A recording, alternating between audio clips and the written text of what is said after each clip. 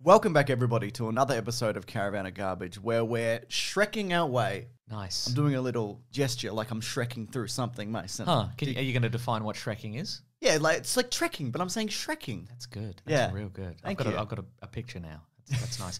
Folks, I hope you've had a nutritious Shrekfest. Oh, very good. Because we are going to go through Shrek 2. We're going to go through it. We're going to Shrek through it. I agree. Leave a like if you could. We're doing the whole quadrilogy, Mason. No, I don't think it's technically. I think the word is technically a tetralogy. Is it? I say that with authority, but I'm not sure. Tell someone who gives a shit, Mason. But you know who does give a shit Go about on. this movie? Who? It's me, Mason. Is it? I think it's very good. I What thought do it you was pretty think? good also. Yeah. I thought I'd seen this, but I think what I'd actually seen was a trailer years ago. Yeah. And then maybe a million memes, a million Shrek-based memes. Yeah, that's how everybody experiences Shrek these days.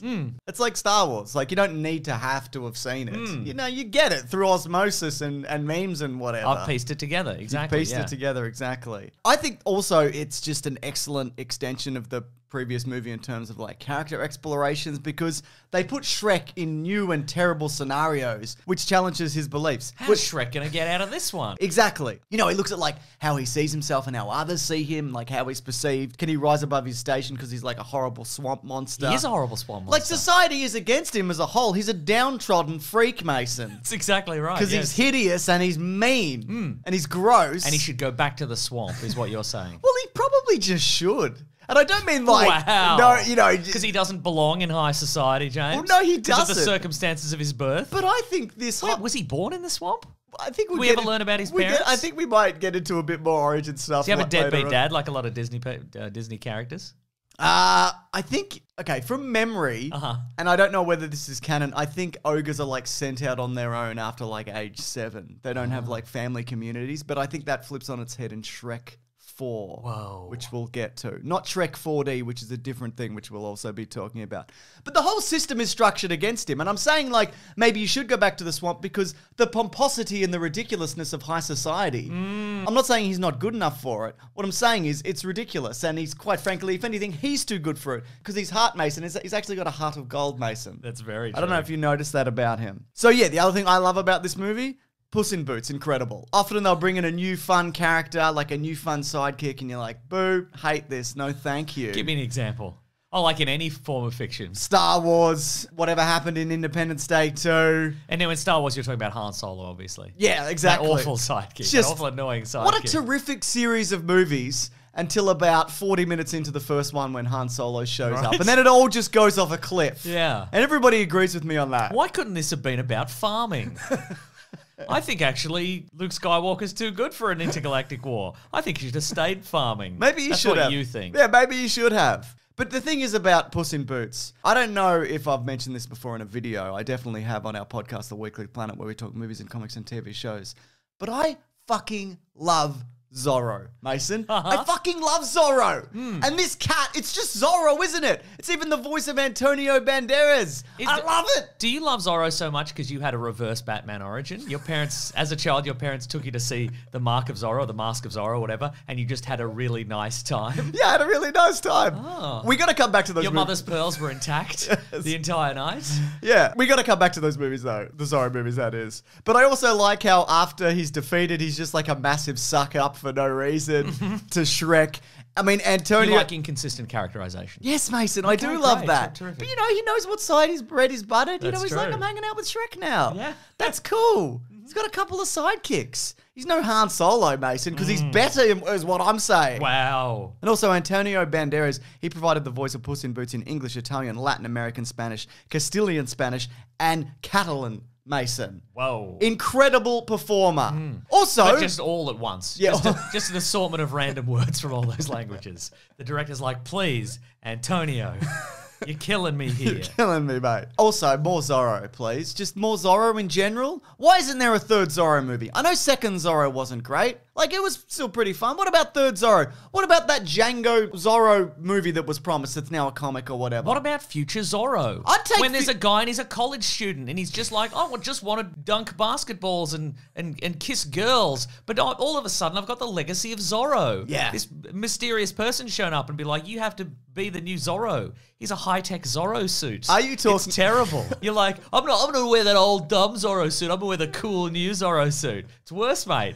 Are you talking about The Phantom. I was going to say that or you Knight Rider. Oh, either. Yeah, sure. Absolutely, yeah. No, I don't want that specifically, but I want that. There was Just plans to see how it goes. There was plans for like an apocalyptic future kind of Zorro situation Oh. at one point. Anyway, more Zorro.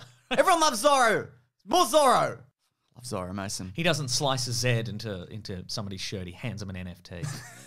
God, Yeah. that's way worse. Then you know you've been Zorroed. The other thing is, I like the way they expand the lore and they get into the backstory of like where everybody comes from, including like Princess Fiona. You know, the idea of where that curse comes from, and you know the Fairy Godmother situation. Also, that sequence where they're in like the factory and they're throwing all the spells. I'm like, I think Rick and Morty saw this at some point. Where this, I think this is our whole vibe. It's just this. Oh, you think so? Just chaos and whatever and magic and you know and fun little gags, Mason. Oh, yeah, sure. But I think also, I love the implication, and it really is only an implication, that... That's all about the implication. I think so. That the Fairy Godmother and her involvement in Princess Fiona's curse, it seems to me as if she's set this entire thing up as just one big layup for her son. Like, from the get-go.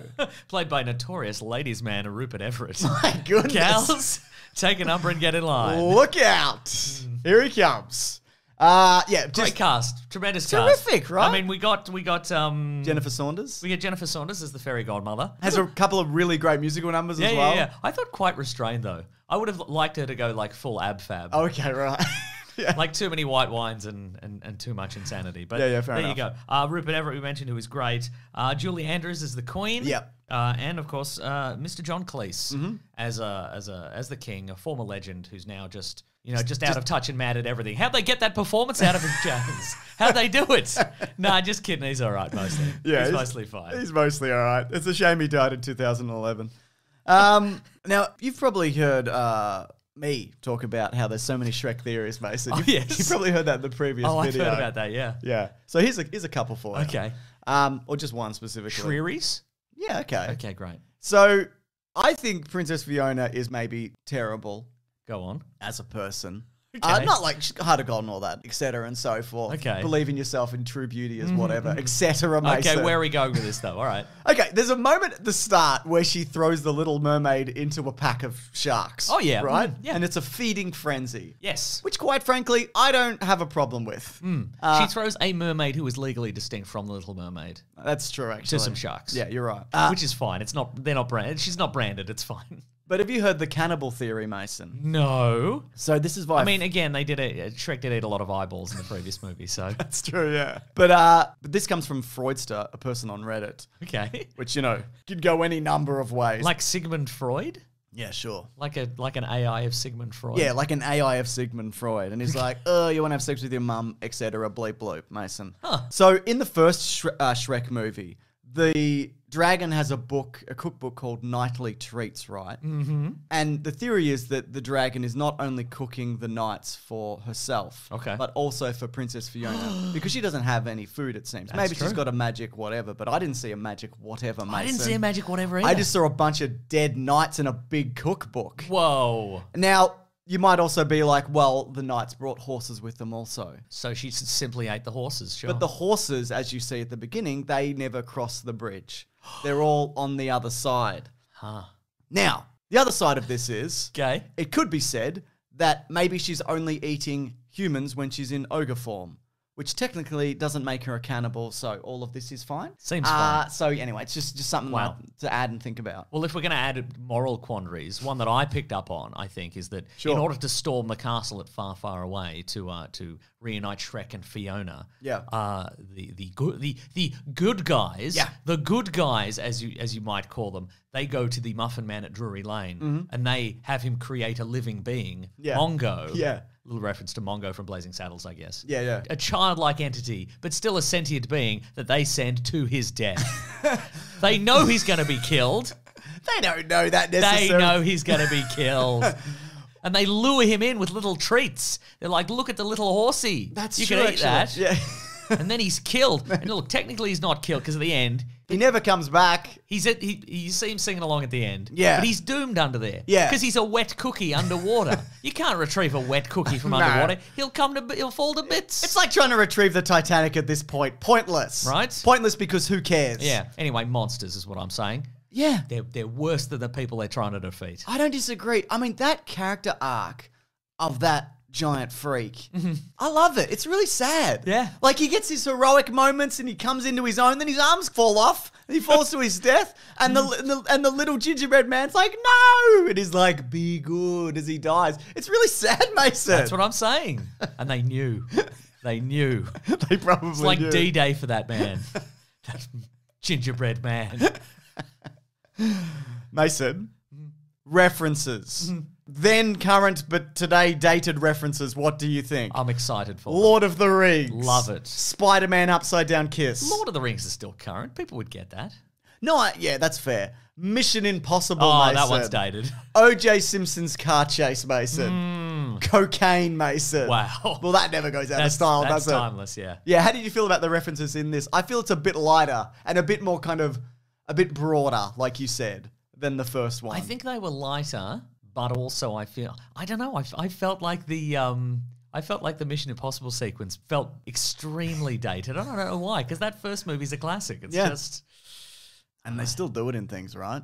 No. Don't they? They do it every year at the MTV Movie Awards. It's just tradition at this point. Yeah, absolutely. Now, in terms of animation, I mean, we could talk to death about how it's such an improvement on the previous movie. Not that the previous one looks bad, but, we'll talk about budget and how that relates to this. But there's so much detail in the world and everything's more vibrant and all the characters are more animated and there are more of them in general, right? Sure. For example... More is better. I agree. More is always better. And I think we're going to find that in Shrek the Third, Mason. I think you'll find, Mason. I think you'll find. I think you'll find. I'm not being facetious, Mason. I think you'll find. But Shrek's face, though, it's so expressive because apparently he had 218 working muscles in it. But that's not what I want to talk about in regards You want to talk about the hair, don't you?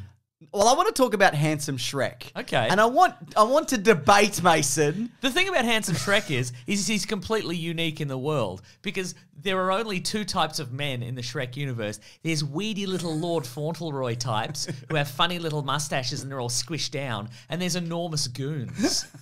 Like just hairless, personality-free goons. He's the only one who's like a manly man who has an expressive face. Yeah, that's fair. That makes a really good point. But here's the thing, though.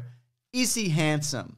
Because I don't know if he is. Wow. He's kind of like bulbous. I've seen... Tell you what, let's get all the ladies who are waiting in line for Rupert Everett. We'll ask their opinion. That's a great point. Yeah. But I've seen him like Photoshop with a beard. Okay. And I think that adds a lot to it.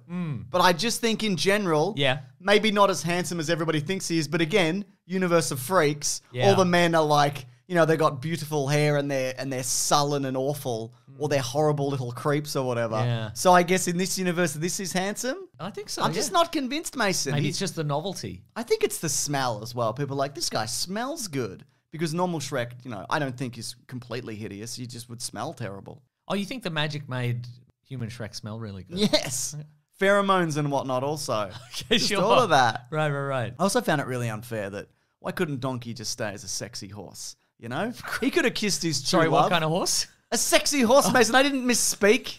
He is a sexy horse. That's not me thinking he's sexy. Okay. But he says it himself also. I guess that's okay then. Yeah. Yeah. But if he had have kissed the dragon, he could have stayed sexy. And yet he was robbed of it, Mason. That's true. Not fair. Couldn't they just get another one of those potions? Yeah, but probably. Whatever. But the Fairy Godmother was killed, remember? Did she have a backup or Also, something? she's not killed. She's in the next movie. Which I don't like, quite frankly. Case closed then. Case I closed, rest my case. Anyway, I want to talk more about the dragon in a bit, but go on. You know what I like about Donkey? Yeah. And I didn't mention in the last video. Is it how sexy he is? No, it's that he's just like a little corgi. Yeah, he behaves like a corgi. Yeah, he's animated like a dog. You're 100% right. Yeah. fine. He's not animated like a donkey. They took a dog and they went, let's do that. Yeah. But also, a fact that I learned is that they brought in a wig maker. Yeah. To ensure that, like a real life one, to ensure that all the hair looks as realistic as possible. Great hair, right? Great hair. He's got a little hairnet under his whatever. Yeah. That's fun. Just fun little gags, Mason. Now, do you want to know about the original Shrek too?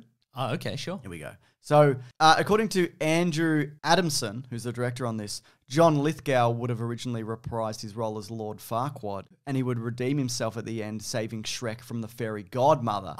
Fiona would also accept Shrek's offer to remain human and kiss him before midnight, and Harold would not get turned into a frog. Something to think about. Isn't it, though? How do you feel about regular staying as a woman, Fiona? She couldn't eat as many people, I'd imagine. It's true, she'd have to get used to human Maybe food. that's why she was like, you know what, I want to be an ogre because I just want to be my true self. True self. I'm gonna eat so many people. No, I mean, that goes against the message of the movie. Exactly, doesn't it? yeah. Right. She could have become a serial killer in Shrek 3. Yeah. Shrek real. No, nothing. Sorry. I thought I had something, then I didn't. It's okay.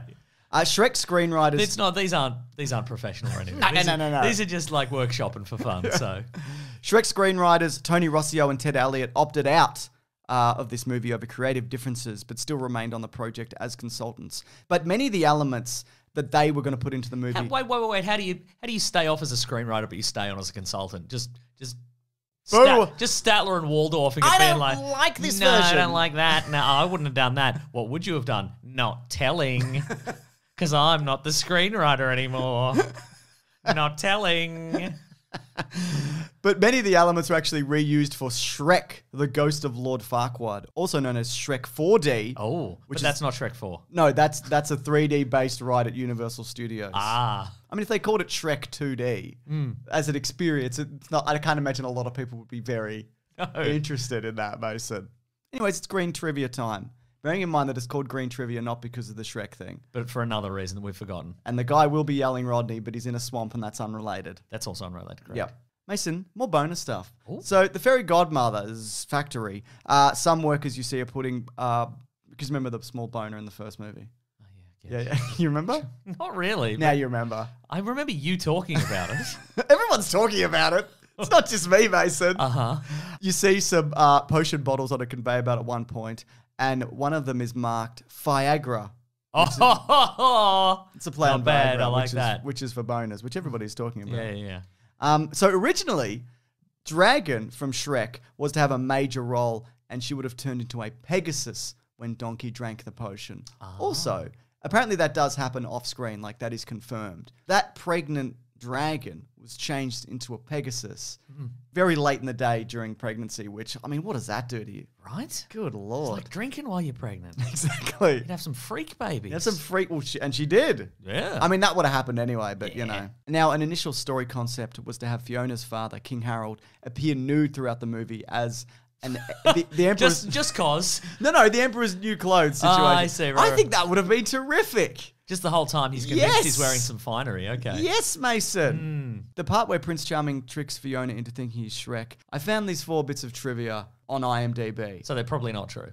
Yeah. Okay. Or maybe they are. Or somebody's maybe a really big fan of one particular property. Let's go. Let's find out. But like a fairy tale, it's not what's actually true. It's what you reckon. Yeah, and you can be ugly, I guess. Yeah. The part where Prince Charming tricks Fiona into thinking he's Shrek references Gilligan's Island, Will the Real Mr. Howell Please Stand Up? That's one. The part where Prince Charming tricks Fiona into thinking he's Shrek also references Gilligan's Island's Gilligan versus Gilligan. The part where Prince Charming tricks Fiona into thinking he's Shrek also references Gilligan's Island's All About Eva. The scene when Fiona looks into the mirror and sees her former human self also references Gilligan's Island's Hair Today, Gone Tomorrow. These are just generic tropes in a movie. This isn't all Gilligan's Island related. Who did this? I don't think anything's referenced Gilligan's Island since like a week after the series Gilligan's Island ended. I think they did it in The Simpsons. And it was Gilligan goes back to Gilligan's Island that one time. There was that time, wasn't it? And the time the Harlem Globetrotters were there. That was fun, wasn't it? I have seen that. I remember watching that as a kid in a midday movie and just being like, maybe TV's not good. Maybe I've been led astray. Maybe I'm going to go and burn down the offices of Channel 9.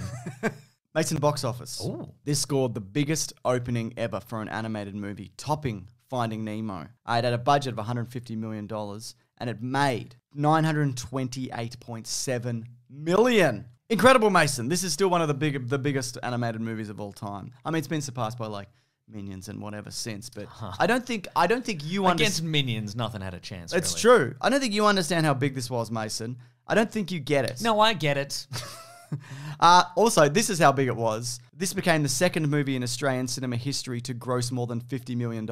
Titanic was the first. That's right. That's the state of our film industry, everybody. The states we're in over here. Now, I guess my question is to you and everybody. Did you have a Shrekingly good time? I think I did have a Shrekingly good time. But was it better than the first Shrek? I think it was about the same. Wow. Well, that's good though, isn't it? I think so, yeah. That's a good time. Yeah. I was expecting a rapid decline. Yeah. And here we are. Should put a pin in that, maybe. Oh, no. Just in case you go to Universal Studios and you go on the 4D experience. I can't imagine it would be anything like this movie. That's what I'm referring to, Mason. Anyways, we'll be back. Great. To talk Shrek the Third, the movie that came 3 years after. And some people say is terrible. Some people like you? Yeah.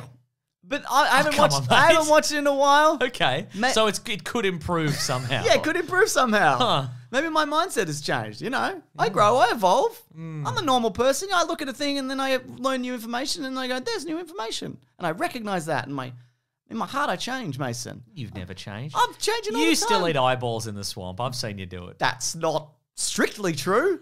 I eat it in bed. There we go. You eat it over the sink because you have kids now. That's right. Anyways, if you do want to see that early, and of course you do, Mason. Absolutely. The movie, I mean, you can just watch it, but I'm talking about specifically the episode we're going to do on it for Caravan of Garbage. If you head over to bigsandwich.co, when Ben and Lawrence finish the edit, they go up there early. And in addition to that, that's not the only thing there. It's all ad-free. There's bonus podcasts. There's movie commentaries. Our podcast, The Weekly Planet, where we talk movies and comics and TV shows, that comes out there a day early on Sunday, as opposed to Monday. Check it out if you are so inclined. Please do. Wow, Mason. A lot of stuff over there. So much stuff. There's a huge back catalogue. Yes. It's insulting how much stuff is on there. That's exactly right. And like a wonderful fairy tale, all timeless. None of it's dated at all. Agreed. Completely agree. Yeah. All right, thanks everybody. Grab that Shrek, you guys. We'll see you next week. You're going to do that even when Shrek finishes? Maybe. Who's to say? I think we should build law, just more impenetrable references in the think videos. so too, yeah. You know, I think that's great. People think it's enjoy great. that. Yeah. You know, I don't know what happened to Blue Harvest. I guess I'm not doing it at the moment. Yeah, it's just when we run out of enthusiasm for it. Okay, bye.